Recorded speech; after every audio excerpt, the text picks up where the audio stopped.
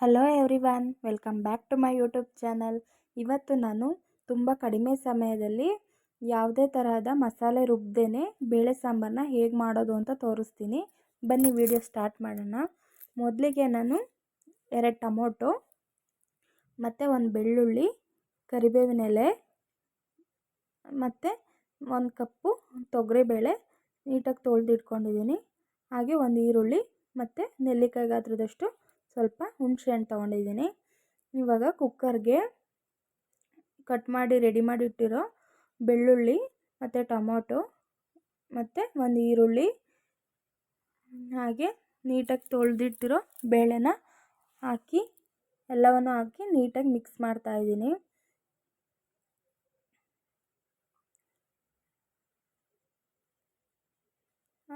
ತೊಗರಿಬೇಳೆನ ನಾನು ಯಾವ ಕಪ್ಪಲ್ಲಿ ತೊಗೊಂಡಿದ್ದೀನಿ ಅದೇ ಕಪ್ಪಲ್ಲಿ 2 ಕಪ್ಪು ನೀರು ಹಾಕ್ತಾಯಿದ್ದೀನಿ.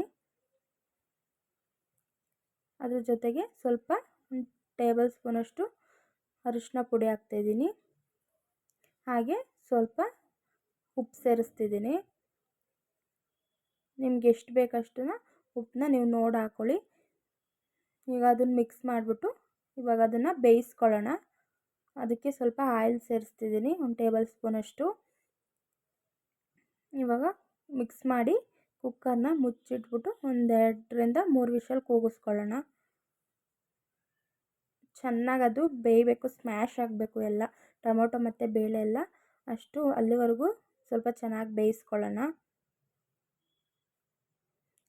ಅಷ್ಟರಲ್ಲಿ ನಾವು ಇವಾಗ ಒಗ್ಗರಣೆಗೆ ರೆಡಿ ಮಾಡ್ಕೊಳ್ಳೋಣ. ಒಗ್ಗರಣೆಗೆ ಈರುಳ್ಳಿ ಕಟ್ ಮಾಡ್ತಾಯಿದ್ದೀನಿ.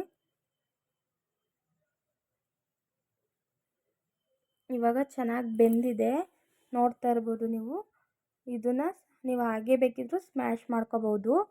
ಬೇಡ ಅಂತ ಅಂದರೆ ಇದನ್ನು ಮಿಕ್ಸಿ ಜಾರ್ಗೆ ಹಾಕಿ ಸ್ವಲ್ಪ ರುಬ್ಕೊಂಡ್ರೆ ಇನ್ನೂ ಚೆನ್ನಾಗಿರುತ್ತೆ ಟೇಸ್ಟಿಯಾಗಿ. ನಾನಿವಾಗ ಇದನ್ನು ಸ್ವಲ್ಪ ಮಿಕ್ಸಿ ಜಾರ್ಗೆ ಹಾಕಿ ರುಬ್ಕೊಳ್ತಾ ಇದ್ದೀನಿ. ನಾನು ಬೇಳೆನ ಎಲ್ಲದನ್ನೂ ರುಬ್ಕೋತಿಲ್ಲ, ಸ್ವಲ್ಪ ಮಾತ್ರ ರುಬ್ಬಕ್ಕೆ ಹಾಕ್ತಾಯಿದ್ದೀನಿ. ಇನ್ನು ಸ್ವಲ್ಪನ ಆಮೇಲೆ ಒಗ್ಗರಣೆಗೆ ಹಾಕೋಣ. ಬೇಳೆ ಒಗ್ಗರಣೆಲ್ಲೂ ಸಿಗಬೇಕು ಹಾಗೇನೆ ಅಂತ ಹೇಳಿ ಇವಾಗ ಬೇಳೆನ ರುಬ್ಕೊಂಡಿದ್ದಾಯಿತು. ಒಗ್ಗರಣೆಗೆ ಹಾಕೋಣ ಬನ್ನಿ.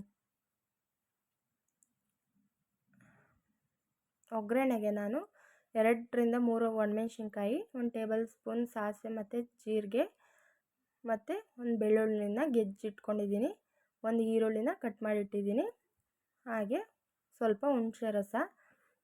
ಇಷ್ಟನ್ನು ಒಗ್ಗರಣೆಗೆ ನಾನು ರೆಡಿ ಮಾಡಿಟ್ಟಿದ್ದೀನಿ. 1 ಟೇಬಲ್ ಸ್ಪೂನಷ್ಟು ಎಣ್ಣೆ ಹಾಕ್ತಾಯಿದ್ದೀನಿ. ಎಣ್ಣೆ ಕಾದ ನಂತರ ಅದಕ್ಕೆ 1 ಟೇಬಲ್ ಸ್ಪೂನಷ್ಟು ಸಾಸಿವೆ ಹಾಕ್ತಾಯಿದ್ದೀನಿ.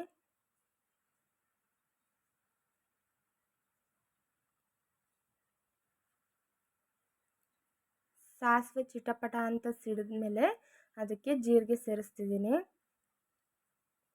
ಜೀರಿಗೆ ಸೇರಿಸ್ಕೊಂಡು ಚೆನ್ನಾಗಿ ಮಿಕ್ಸ್ ಮಾಡಿಕೊಂಡು ಅದಕ್ಕೆ ಗೆಜ್ಜಿಟ್ಟಿರೋ ಬೆಳ್ಳುಳ್ಳಿ ಮತ್ತು ಒಣಮೆಣ್ಸಿನ್ಕಾಯಿನ ಹಾಕ್ತಿದ್ದೀನಿ. ಅದಕ್ಕೆ ಇವಾಗ ಕರಿಬೇವಿನ ಎಲೆ ಸೇರಿಸ್ತಾ ಇದ್ದೀನಿ. ಹಾಗೆ ಕಟ್ ಮಾಡಿ ಇಟ್ಟಿರೋ ಈರುಳ್ಳಿನ ಸೇರಿಸಿ ಸ್ವಲ್ಪ ಚೆನ್ನಾಗಿ ಹುರ್ಕೊಳ್ಳೋಣ.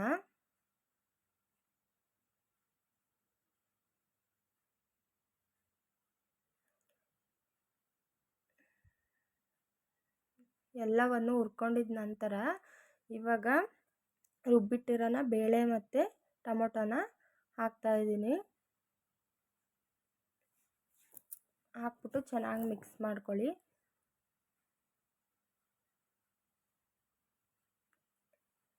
ಮಿಕ್ಸ್ ಮಾಡಿಕೊಂಡು ಅದಕ್ಕೆ ಇವಾಗ ನಾನು ಉಳಿದಿತ್ತಲ್ಲ ಬೇಳೆ, ಅದನ್ನು ಉಳಿದಿದ್ದ ಬೇಳೆನೆಲ್ಲ ಜಾರ್ಗೆ ಹಾಕಿ ಎಲ್ಲದನ್ನು ಮಿಕ್ಸ್ ಮಾಡಿ ಒಗ್ಗರಣೆಗೆ ಹಾಕ್ತಾಯಿದ್ದೀನಿ. ಒಗ್ಗರಣೆಗೆ ಹಾಕ್ಬಿಟ್ಟು ಚೆನ್ನಾಗಿ ಮಿಕ್ಸ್ ಮಾಡ್ಕೊಳ್ಳಿ. ನಿಮ್ಗೆ ಎಷ್ಟು ಬೇಕಷ್ಟು ನೀರನ್ನ ನೀವು ಸೇರಿಸ್ಕೊಳ್ಳಿ. ಸ್ವಲ್ಪ ಹೊತ್ತು ಹಾಗೆ ಕುದಿಯೋಕ್ಕೆ ಬಿಡಿ. ಅದನ್ನು ರುಬ್ಬಿಟ್ಟಿರೋ ಬೇಳೆ ಮಸಾಲೆ ಎಲ್ಲ ಚೆನ್ನಾಗಿ ಕುದ್ಮೇಲೆ ಅದಕ್ಕೆ ನಾನಿವಾಗ ಎಷ್ಟು ಬೇಕಷ್ಟು ನೀರನ್ನ ಹಾಕ್ತಿದ್ದೀನಿ. ನಿಮ್ಗೆ ಎಷ್ಟು ಬೇಕಷ್ಟು ನೀರನ್ನ ಹಾಕ್ಕೊಳ್ಳಿ. ನೀರೆಲ್ಲ ಹಾಕ್ಬಿಟ್ಟು ಚೆನ್ನಾಗಿ ಮಿಕ್ಸ್ ಮಾಡಿ ಕುದಿಸಿ ಚೆನ್ನಾಗಿ.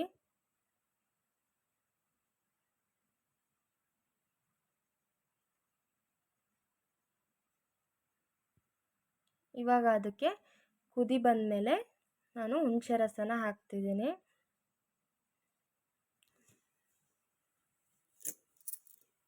ಹುಣಸೆ ರಸ ಹಾಕಿ ಚೆನ್ನಾಗಿ ಮಿಕ್ಸ್ ಮಾಡ್ಕೊಳ್ಳಿ. ಹುಳಿ ಆಗಿದ್ರೆ ಚೆನ್ನಾಗಿರುತ್ತೆ ಟೇಸ್ಟು ಅಂತ ಹೇಳಿ.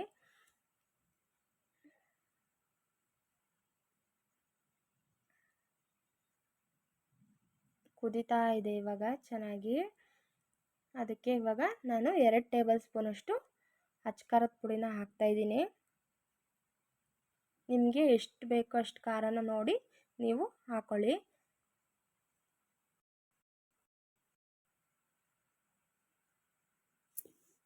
ಇವಾಗ ರುಚಿಗೆ ತಕ್ಕಷ್ಟು ಉಪ್ಪು ಸೇರಿಸ್ತಾ ಇದ್ದೀನಿ. ಇದು ಅಷ್ಟೇ, ನಿಮಗೆ ಎಷ್ಟು ಬೇಕಷ್ಟು ಹಾಕೊಳ್ಳಿ ನೋಡಿ. ಇವಾಗ ಚೆನ್ನಾಗಿ ಮಿಕ್ಸ್ ಮಾಡಿ ಸ್ವಲ್ಪ ಹೊತ್ತು ಹಾಗೆ ಕುದಿಸಿ.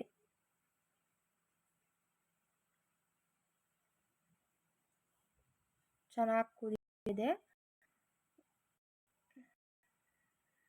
ನೋಡಿದ್ರಲ್ಲ.